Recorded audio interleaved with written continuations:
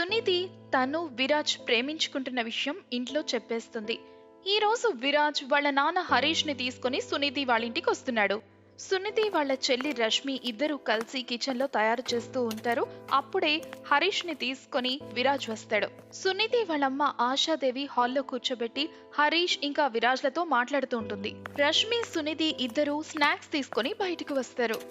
సునిధి హరీష్ ఆశీర్వాదం తీసుకుంటుంది. అరే తల్లి, నువ్వు ఎంత సంస్కారవంతురాలివి. విరాజ్, నీ చాయిస్ చాలా బాగుంది.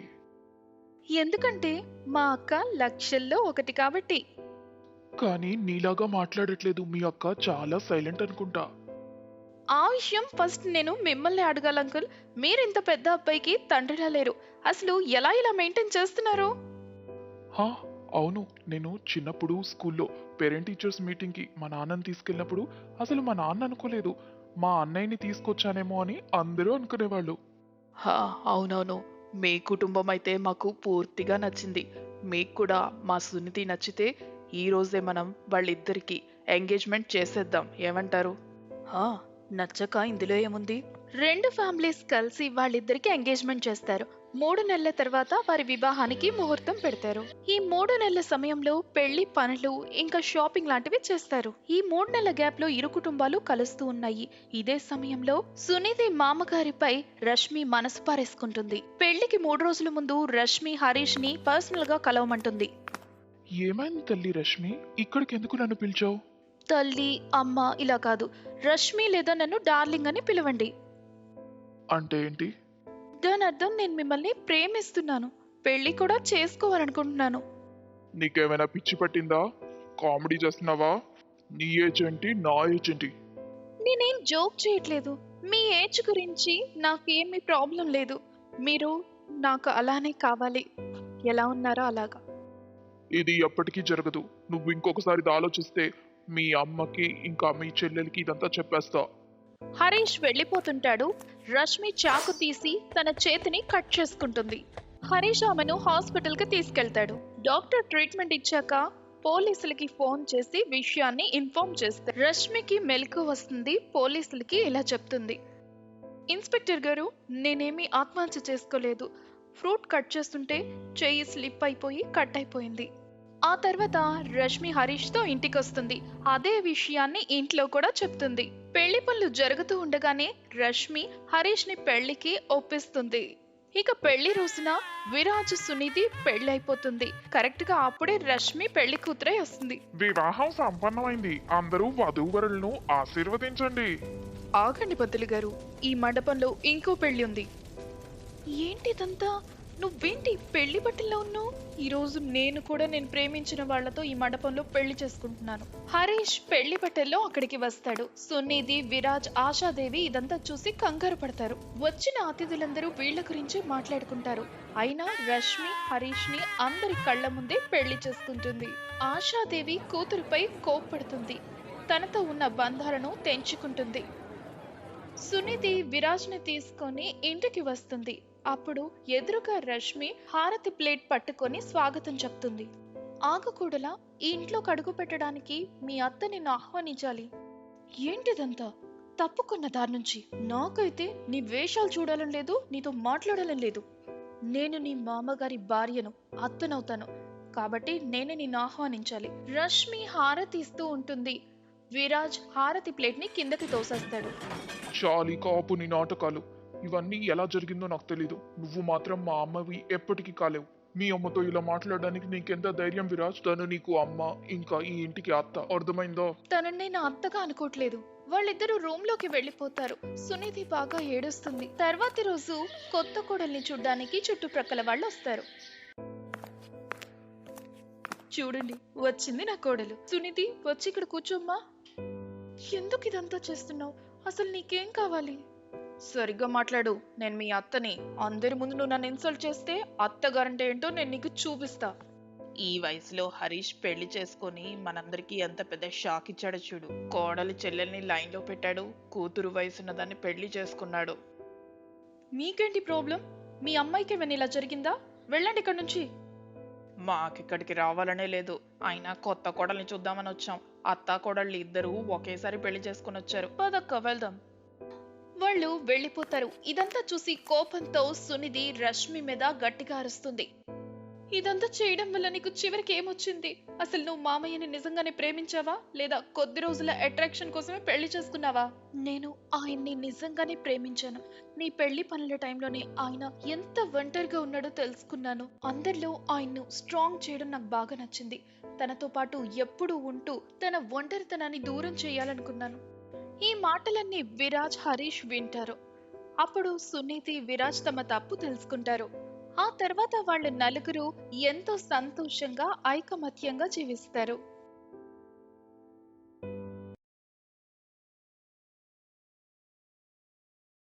ప్రియా వాళ్ళ నాన్నగారికి వేరే ఊరికి ట్రాన్స్ఫర్ అవుతుంది. ప్రియా 7th క్లాస్ చదువుతుంది. తన స్కూల్ స్టార్ట్ అయ్యింది కూడా. ప్రియా వాళ్ళ అమ్మ వర్ష తన గురించి ఒక మంచి ట్యూషన్ వెతుకుతూ ఉంది. బాగున్నారా అక్క? ఈ కాలనీకి కొత్తగా వచ్చారా ఏంటి? అవునండి, నా హస్బెండ్కి ట్రాన్స్ఫర్ అయ్యింది, అందుకే ఇక్కడికి షిఫ్ట్ అయ్యాం. చాలా సంతోషం. మనం ఇంకా కలుస్తూ ఉండొచ్చు. మీకు ఏదైనా అవసరం వస్తే నాకు తప్పకుండా చెప్పండి. ఏం మొహమాటం పడకండి. నమస్తే ఆంటీ.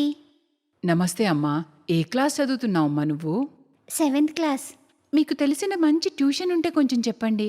నేను ప్రియాని ట్యూషన్కి పంపాలి. అవునా? కానీ మా పిల్లలైతే పెద్దవాళ్ళైపోయారు. పక్క వీధిలో కొత్తగా ట్యూషన్ మాస్టర్ ఎవరో వచ్చారట. నేను కొంతమంది పిల్లల్ని ట్యూషన్కి వెళ్ళడం చూశాను. మీరు ఒకసారి కనుక్కోండి, వెనక వీధిలో ఉంది. ఓ, థ్యాంక్ యూ సో మచ్. నేను కనుక్కుంటానండి. పక్కింటావిడ చెప్పడంతో వర్ష ప్రియాని తీసుకుని ఆ ట్యూషన్ దగ్గరికి వెళ్తుంది. అక్కడ కొంతమంది ఆడపిల్లలు ట్యూషన్లో చదువుకోవడం వర్ష చూస్తుంది. నమస్తే సార్, నా పేరు వర్ష. తిను నా కూతురు ప్రియా. నేను తన్ని ట్యూషన్లో జాయిన్ చేయడానికి వచ్చాను. ఓ అవునా, రండి రండి. నా పేరు సతీష్, నేనే ట్యూషన్ టీచర్ని.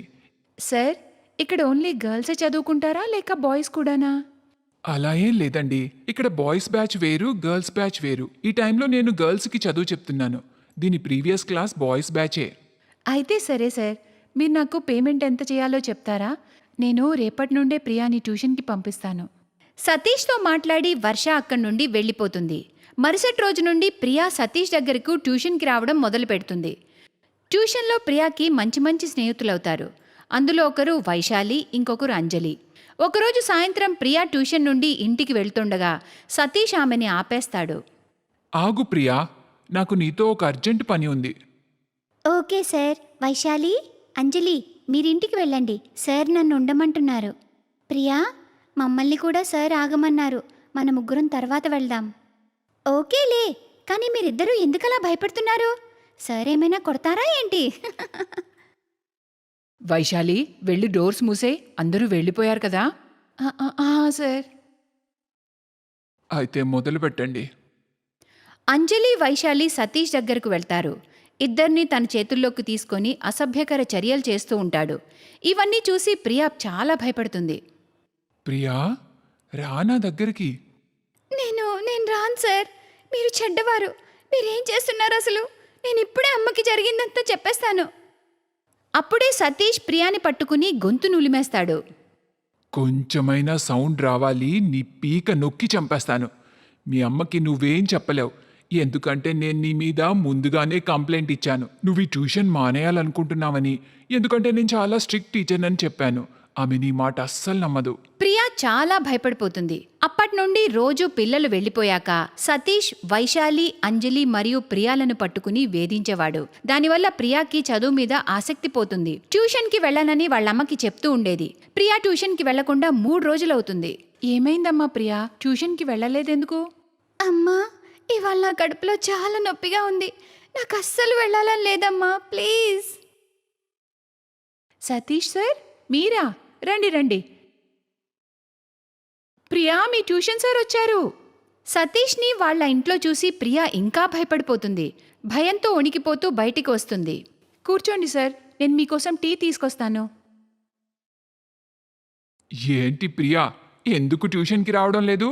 నేను నీకు ఈ ఫొటోస్ చూపించడానికి వచ్చాను. మీ అమ్మకు కూడా చూపిద్దామని అనుకుంటున్నాను. చెప్పు, చూపించాలా? ఒక పని చేస్తా, ఇవన్నీ సోషల్ మీడియాలో అప్లోడ్ చేయనా? సతీష్ చాలా తప్పుడు ఉద్దేశంతో తీసిన ఫొటోస్ని ప్రియాకి చూపిస్తాడు. ఆ ఫొటోస్లో ప్రియా మాత్రమే కనపడుతూ ఉంటుంది. సార్, సార్ నేను ట్యూషన్కి వస్తాను ప్లీజ్ సార్ మీరు ఈ ఫొటోస్ అప్లోడ్ చేయకండి. సతీష్ ప్రియాని బెదిరించి వెళ్ళిపోతాడు. ప్రియా అంజలి ఇంకా వైశాలితో మాట్లాడుతుంది. అంజలి, వైశాలి, మనం ఎలాగైనా సరే ఆ ట్యూషన్ టీచర్ గురించి అందరికీ చెప్పాలి, లేకపోతే మన లైఫ్ మొత్తం పాడైపోతుంది. నాకు మీరు కొంచెం హెల్ప్ చేస్తారా? మనం ఏం చేయగలం ప్రియా? నీకు తెలుసు కదా సతీష్ సార్ మనతో ఎంత అసభ్యకరంగా ప్రవర్తిస్తాడో. అతని దగ్గర మన ఫొటోస్ వీడియోస్ కూడా ఉన్నాయి. వాడు ఏ టైంలో అయినా సోషల్ మీడియాలో అప్లోడ్ చేసేస్తాడు. అప్పుడు మన పేరెంట్స్ పరువు ఏమవుతుంది చెప్పు? మనం ఏం చేయలేం ప్రియా, అన్నీ భరించాల్సిందే. అంజలి, ప్రియా కరెక్టే చెప్తుంది. ఎంతకాలం మనం సతీష్కి భయపడతాం చెప్పు? ఏదో ఒకటి చేయాలి. ఎన్ని రోజులు మనం ఇలా టార్చర్ అనుభవిస్తాం చెప్పు? ఈ పనిలో కాస్త రిస్క్ ఉంది, కానీ నిజాలు ప్రూవ్ చేయడానికి ఈ పని చేయాల్సిందే. ప్రియా మాటలు విని అంజలి వైశాలికి కూడా ధైర్యం వస్తుంది. మరుసటి రోజు అందరూ వెళ్ళిపోయాక సతీష్ మళ్ళీ ఆ ముగ్గురిని ఆపుతాడు. సతీష్ అసభ్యకరంగా ప్రవర్తిస్తున్నప్పుడే బయట నుండి ప్రియా వాళ్ళమ్మ వర్ష మాటలు వినిపిస్తాయి. ప్రియా, ప్రియా, సార్ తలుపులెందుకు వేశారు? మీ అమ్మ ఇక్కడేం చేస్తుంది? మీ ముగ్గురు లోపలికి వెళ్ళండి. సతీష్ తలుపులు తీస్తాడు. అరే వర్ష గారు, మీరా? ఈ టైంలో చెప్పండి. మా అమ్మాయి ప్రియా ఎక్కడా? తను ట్యూషన్లోనే ఉంది కదా. అయ్యో లేదే, వెళ్ళిపోయిందిగా. వాళ్ళ బ్యాచ్ అరగంట క్రితమే అయిపోయింది. నేను కూడా బయలుదేరుతున్నాను. అప్పుడే లోపల నుంచి ప్రియా, అంజలి, వైశాలి ఏడుస్తూ బయటికొస్తారు. మంచిదైందమ్మా మీరు వచ్చారు. మీకు సతీష్ నిజ స్వరూపం చూపించాలనుకున్నాం. అమ్మా, వీడు చాలా చెడ్డవాడమ్మా. కొద్దిసేపట్లోనే అంజలి మరియు వైశాలి అమ్మలు కూడా అక్కడికొస్తారు.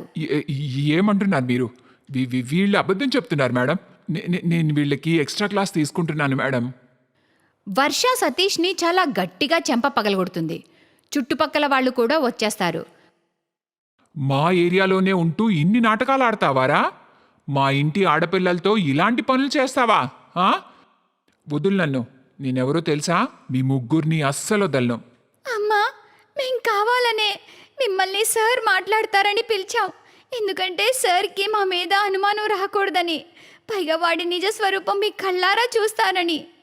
అమ్మా, ప్రియా వల్లనే మేము ఈ నిజం బయట పెట్టగలిగామమ్మా. అప్పుడే ప్రియా, వైశాలి, అంజలి వాళ్ళ ఫాదర్స్ అక్కడికి వస్తారు. మమ్మీ, డాడీ, చాలా రోజుల నుంచి సతీష్ సార్ మమ్మల్ని టార్చర్ చేస్తున్నాడు. మేము ఎప్పటికీ ఈ నిజాన్ని బయటకు తీసుకురాలేకపోయేవాళ్ళం. ప్రియా గనక మాతో లేకపోతే మేము చాలా భయపడిపోయేవాళ్ళం. ముగ్గురిని వాళ్ళ అమ్మా నాన్నలు దగ్గరకు తీసుకుని ఓదారుస్తారు. మన పిల్లలు ఎంత భయపడిపోయారో. ఏమండి, పోలీసులకి కాల్ చేయండి. నువ్వేం టెన్షన్ పడకు. పోలీసులు కాసేపట్లోనే ఇక్కడికొస్తున్నారు. ఈ నేరస్తుణ్ణి కటకటాల వెనక ఉంచడం ఖాయం. అందరూ కలిసి సతీష్ని చితకబాత్తారు. అప్పుడే పోలీసులు కూడా అక్కడికి వచ్చేస్తారు. ఏంట్రా, చిన్నపిల్లల్ని బెదిరించి వాళ్లతో అసభ్యకరంగా ప్రవర్తిస్తావా? నీకు శిక్ష తప్పదు.